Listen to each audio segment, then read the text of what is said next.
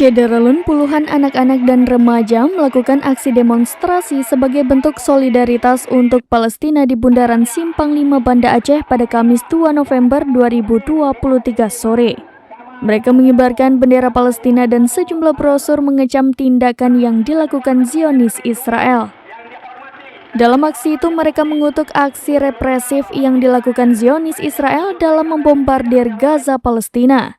Brosur bertuliskan Israel laknatullah, stop produk Israel, serta boikot produk berupa McDonald's, KFC, dan produk lainnya yang mendukung Israel.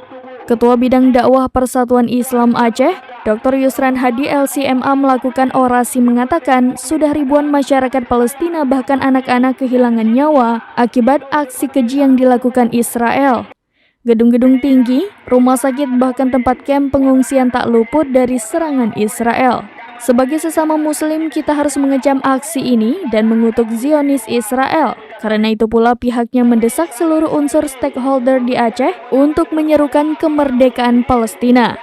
Pihaknya juga mengajak masyarakat Aceh agar memboikot semua produk Israel dan Amerika. Selain itu juga pihaknya mendesak agar pemerintah menutup seluruh usaha milik Israel dan Amerika di seluruh penjuru Aceh. Dari Banda Aceh, Indra Wijaya, serambinews.com.